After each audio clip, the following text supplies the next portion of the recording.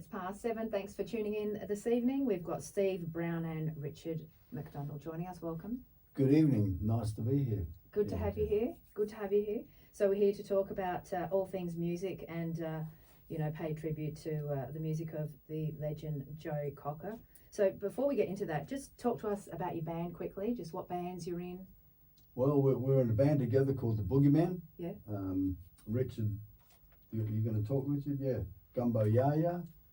Richard's played in lots of different bands, lots of lineups over the years. I've got another band called the Steve Brown Band, which is, a whole different entity. And then kind of almost accidentally, we got together this 11-piece of people that we've heard over the years and seen over the years and put together this Joe Cocker tribute band. So we got 11 pieces with some of the finest guys I've played with. A couple of great girl singers, Deb Brunot and Natalie Irma, absolutely brilliant singers. They're great. Richard on piano, Dave Lloyd on drums, who I've played with for 30 years. Horn players, Robbie Williams, great name. Great name. Robbie Williams and Gio on the saxophone, Mr. James Stewart Rattray on bass, Adam Carroll, percussionist, and Dave Martin on the organ. So it's Mike Hutton. And Mike Hutton on the guitar. Can't forget Mike. Yes. It's a really good combination. When we first come together and we first did the show, it felt like and sounded like a band that had been playing together for 10 years. It just naturally came together like a little family. They're just all really good people and great players and know how to work together.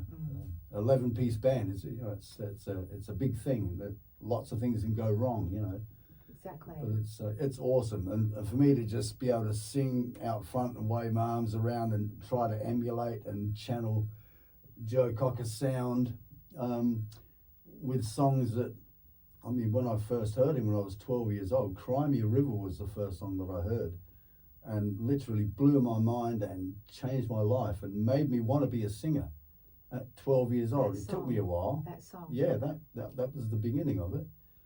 Absolutely mind-blowing to see a black and white film clip of that from the old Mad Dogs and Englishmen movie. And then I went to see the film in town on a Saturday morning, and the next Saturday morning I went again because I couldn't believe what I'd seen. And it was the combination of the honky-tonk piano and that end of the hippie period, sort of the long hair and just that peace and love vibe, and just this great rock and roll music was part gospel, a lot of Ray Charles influence, and it was very unique. And I'd heard the Beatles and the Stones and all the pop music of the period, for years, nothing really hit me. I liked a lot of it and still do, but for some reason, that sound and that voice really hit home. And it's been with me ever since. So it's kind of a lot of fun to be doing a Joe Cocker tribute thing. So I've known these songs all my life, So when you were 12? Yeah, I was 12 years old, 1970. Well, you would have had that, you must have been like a mature 12-year-old and had that depth in your soul to acknowledge that and for that to hit you. Because 12-year-olds, they're not really sort of listening out for that sort of stuff, are they? We weren't exposed to an awful lot because we had one radio station, which was 5KA, that played all the pop music, top 40. And we had a couple of music shows on TV on a Saturday morning, Happening 70, Happening 71, with a Molly Meldrum album review and all that stuff, and clips of John Farnham and all the other pop singers lip-syncing their song in a nice suit and nice hair, lip-syncing in the studio. And then every now and again they'd show a clip of something real, like a live Rolling Stones thing. Pretty rare, few and far between. And that was the stuff that came through, just real, live stuff. And that Mad Dogs and Englishmen, that was and come 1972, he toured here. And tomorrow it's 50 years to the day that he first played in Apollo Stadium. And I was at that show, 14 years old, and again, just fantastic. Just as a kid, I was heavily influenced by the stuff that I saw as a youngster. And he went on from Apollo Stadium was great then. He was there, Chuck Berry, Bo Diddley, Little Richard, B.B. King, Muddy Waters. They all came around there 72, 73. They all toured through here, and I got to see them all.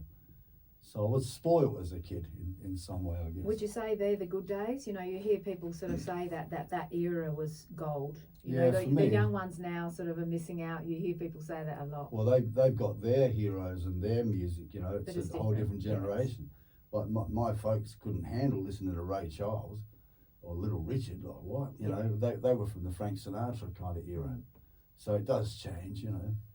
And we're kind of happy to keep some of it alive. Yeah, that's it. So tomorrow night at the Bridgeway Hotel. The Bridgeway Hotel, yeah. Yeah, what time are you guys on? I think Guys and girls. doors open 7:30. I think we'll probably hit the stage by 8:30, something like that. Okay, nice. 11-piece band. You're Yeah. ready to go. How many songs? Set list? About 21, 22 songs, I reckon, Big in two night. sets with probably an intermission in the middle. Nice. Yeah, it's a pretty full show. So you're going to get good night's sleep tonight? Oh, well, hopefully, yeah. Well, do you get like nervous, excited like the night before or the day of, or are you sort of over that now? Or I'm still excited? No, we still get butterflies, Still. and we still. I don't know so much about Richard. He's very relaxed. He is pretty chilled, isn't he? So Well, are I look you? relaxed. I get toey. Oh, sorry, I haven't got your mic on. Do say that again. I get toey. I call it toey. Yeah. Like I am now. Meaning, Just pre-performance, and Pre-performance, even just like you on said, point, even on now point. on radio, you never know who's watching. You know what I mean? Yeah, So- that's right. It's yeah, Oh, there we is are watching you over here, there is a nervousness.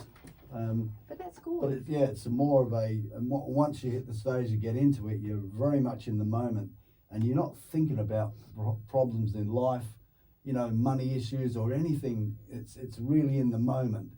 I've often thought, you know, making love and making music are very similar because that's all that's happening for you in those moments. Yes, It's the best escape, you know. interesting.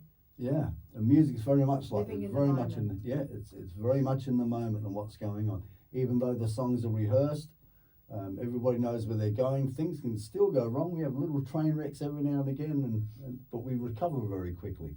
So it's a lot of fun. I think that's the bottom line. It's just a lot of fun, and when you see an audience really enjoying it as well, so that feeds back. You know, this adrenaline happens and you can burn yourself out. By the time it's over and you're driving home, it's like, whoa, what just happened? You know, it seems to go by so quickly, but there's something exhilarating about it all. And I guess that's why people perform. You know, some guys get exhilarated going fishing and catching a big fish. It does it for them. I think everybody needs to have something that takes them out of the reality. And that going to work and doing the grind and paying taxes and paying rents and mortgages and, you know, all this life stuff in our society. It's good to escape from that. So music does that for me, and I'm pretty sure it does it for Richard as well. Or we can just forget about it all. And, you know, it's almost like a first love. I mean, he's a great player. He's classically trained. Tell that story. Yeah, I will. Okay. When I was about 16, I'd been playing.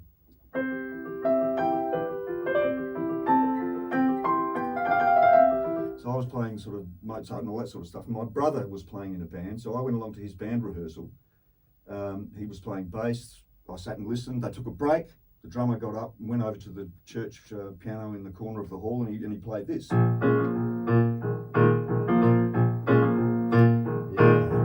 I just went, whoa! And so, like Steve, you know, when he heard him, so that just sort of changed my whole direction, really. So it's a real full circle coming around. It's all it takes sometimes is that, you know, just one riff. That's the letter, by the way. Yeah, that's the letter, yeah. And Joe Cocker had a way of taking, he didn't write a lot of songs, he wrote in the early days, but not a lot of songs. A Little Help from My Friends is a classic example to take that kind of Beatles kind of, what would you do if I sang out? And then put a 3/4 groove to it, like a Ray Charles treatment.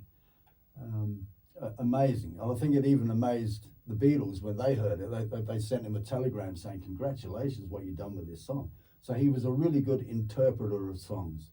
They didn't all come off, but he certainly, he certainly covered some great stuff. Cry Me a River, which used to be a Now you say you love me, like a torch song, you know, a ballad, and they sped it up, gave it a gospel feel, and made it into a great rock and roll song.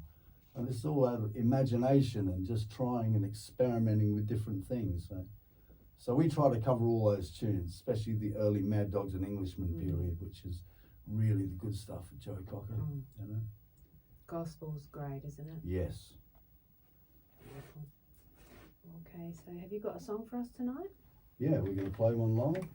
This is the only one we can do with just the vocal and piano. Otherwise, we'd have to bring the other 9 members of the band and try to fit in this studio. This is called You Are So Beautiful.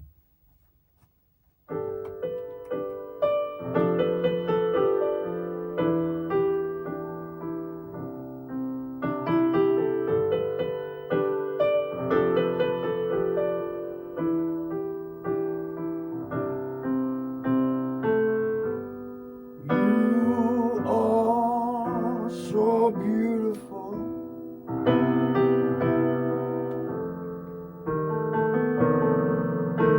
to me.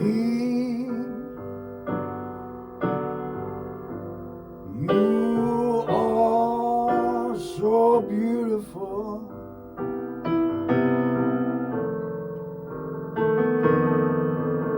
to me. Can you see? You're everything I hope for. You're everything I need. You are so beautiful to me. Such joy and happiness.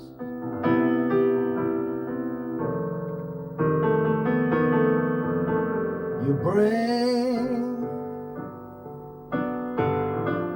such joy and happiness.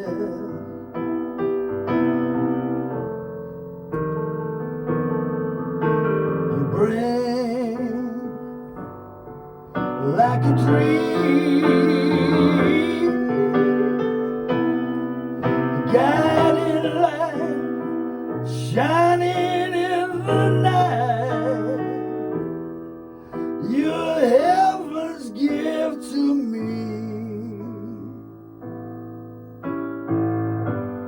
You are so beautiful to me.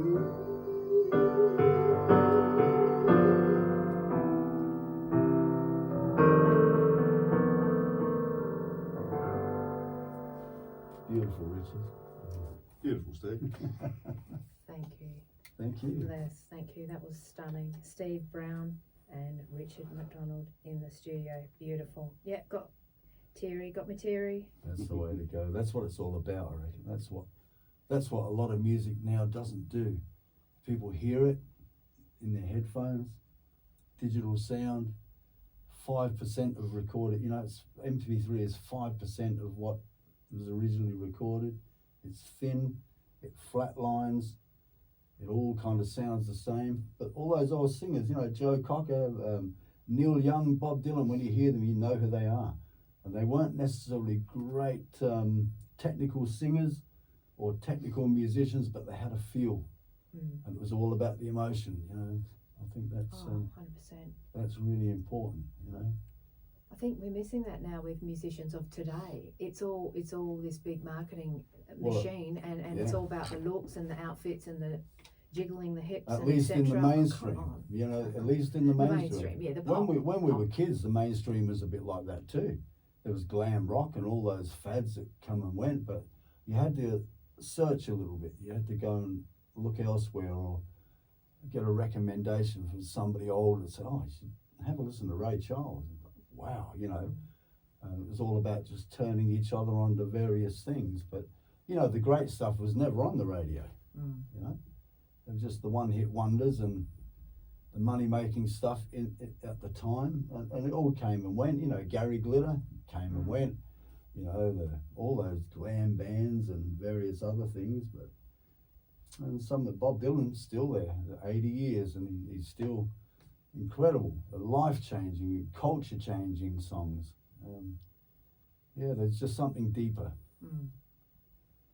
And I think of all the musicians, you know, like I've spoken to lots of musicians over the years, and there's so much talent here in Adelaide and even interstate, just local talent that, you know, a lot of people aren't going to hear them, but just as good as these guys who have got these record deals, just as good. It's just, I mean, sometimes it's a curse. It's not a blessing to be that big. You know, sometimes it's a curse. You know, a lot of them have said that, yeah, okay, they've got this talent and the platform, but it was like, how do I say it? It's like the devil on the shoulder sort of thing. You know when you're sort of up there and then they get attacked sort of thing. Yeah. It's not such a great thing. Well, I wouldn't want to be Michael Jackson for anything. Yeah, do you know what I mean? The guy kind of got destroyed, you know, that destroyed a lot of people. I think even Joe Cocker, when he was at his peak, it almost ruined him. It ruined his health, ruined his voice. He wound up with a drug habit, wound up being an alcoholic, and it took years for him to recover. And I don't think that he ever did recover. He was still a really popular act. Probably wasn't selling a lot of records, but all his shows, the live shows sold out as a live act. He was always, and I think he said himself, he said, I reckon people are coming to see me if I keel over on stage, you know, because he was quite often rolling drunk, even though he sang really good. But there was something really soulful and real about that you didn't find with somebody like Engelbert Humperdinck or Tom Jones, which were also great singers, but very slick, very controlled, and not a lot of inner emotion. When Joe Cocker sang, he sang with everything, physically and emotionally, and he must have done You Are So Beautiful thousands of times. Every time I heard him do it, it's almost like he's doing it for the first time. True. He never, he always gave everything he had, regardless of the state that he was in, you know. Amazing. Yeah, truly amazing. And there are lots of performers like that too, you know.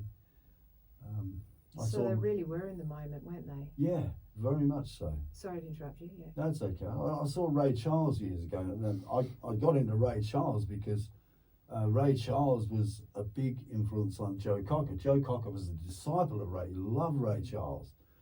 And so I got into Ray Charles as well, and I went to see him at Festival Theatre probably about 1974 or 75, and I was amazed. I just couldn't believe the sound of this guy's voice and the notes that he could hit, and just that whole feeling in the groove of the music with this big band and the Raylettes, you know, and all its kind of gospel and rock and roll put together to create something else.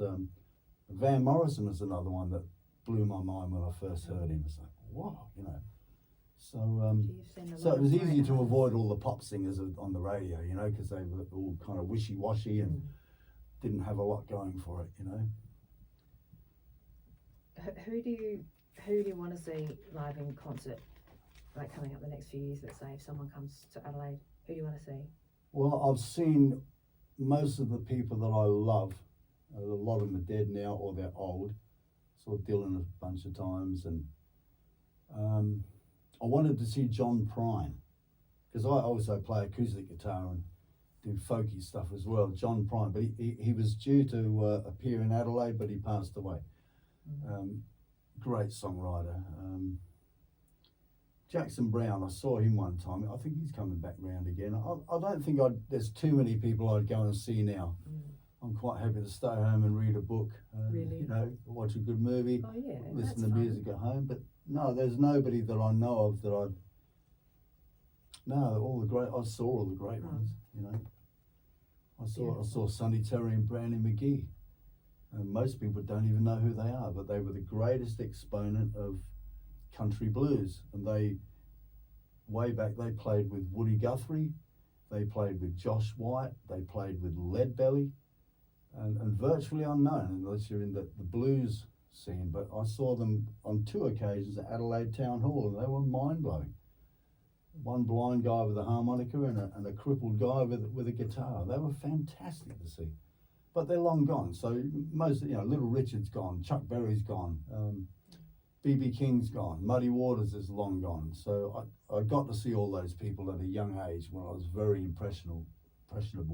So that's why I say I was spoiled as a kid in the music sense. So I think there's more music I don't like than what I do like. It'll narrowed it down, The last great thing I saw was Crosby, Stills and Nash. They were amazing too to see live on stage. So I'm a big fan of that stuff. Grateful Dead. Yeah, Grateful Dead's my all-time band. If I could have seen the Grateful Dead, Jerry Garcia's been gone since '95, which is about the time I really got into them. I wasn't really aware of them prior to that, but I love them now, So that would be, I'd love to have seen the Grateful Dead.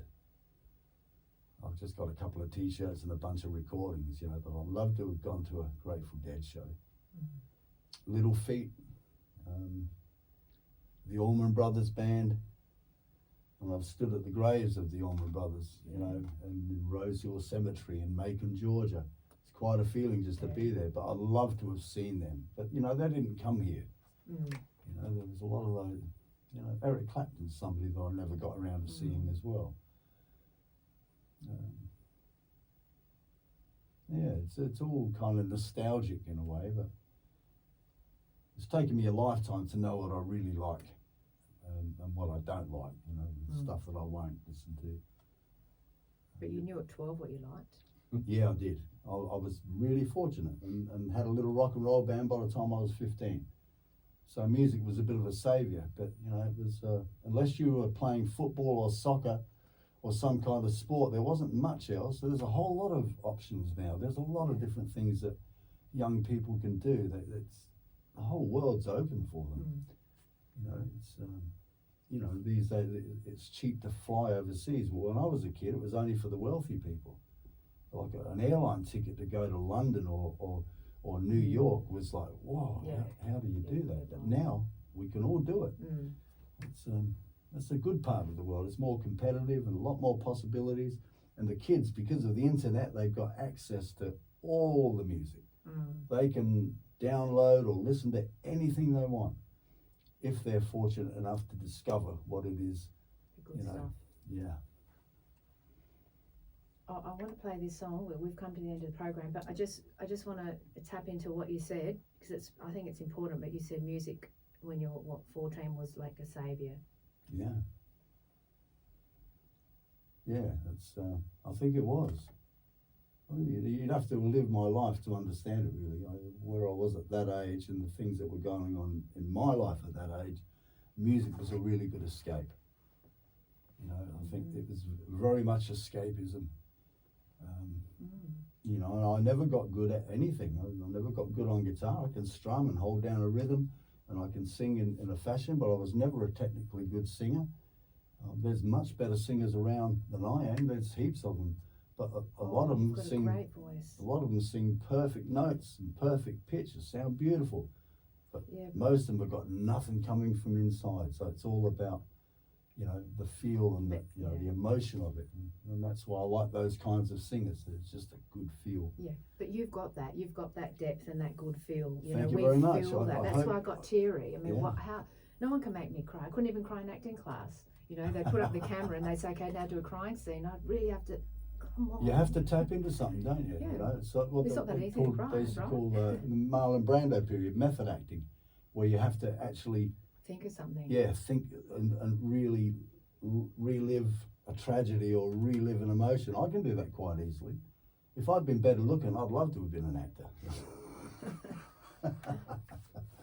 Oh no, it's all good, all good. It's all theatre, isn't it? It's all smoke and mirrors. What did Al Jolson say? It's 99% bluff and 1% talent. And he put on the blackface and Swanee, how I love you, and get away with it, just entertainment. So a lot of it's about music and songs, but a lot of it is entertainment. Light shows, dancing, pretty girls, makeup. There's a whole lot of this stuff. So it's all very theatrical. And taking a risk. Yeah. Just diving in, right? I kind of like it real, Yeah. Bless you. Excellent. All right. So tomorrow night, Bridgeway Hotel. What else do we need to know? Do we need to? How much is it? Or Oh, What about the ticket thing? well, I think that the last I heard, we got a management team, right, and they're also in the band. They don't tell us much. We just work for them, and they, I think you can actually come to and get 2 for 1 if you rock up at the door. This thing, If you mention PBA radio. yeah. PBA radio, that's where we are. And mentioned Bianca. Thanks for having us. You're Yeah. wonderful. You're a great DJ. Oh, thanks. We've been. I just work off you guys, really. I Oh, just we- sit we're here and working work off off you. your vibe. Yeah, it's awesome. That's it. You're too very much. good at it. So Thank you. I'd love to come again Yeah, sometime. well, I'd love to have you back. I was thinking because I haven't interviewed musicians for a while, just got into a different sort of a thing, and I thought, you know what, this is good. This is good. I'm feeling it. Way to go. Yeah. All right. So look, I've only got 30 seconds left, really. So I don't know if I've really got time to play this song. Probably, Okay, that's all right. probably not. But any last words to our listener? Well, if you can come along to the show, come up and say hello, and just keep the peace, take good care. And George Harrison said, if you don't know where you're going, any road will get you there. Oh wow, I like that. I do too. Beauty. Thank you. Thank you very much. Thank you very much. You can keep that CD.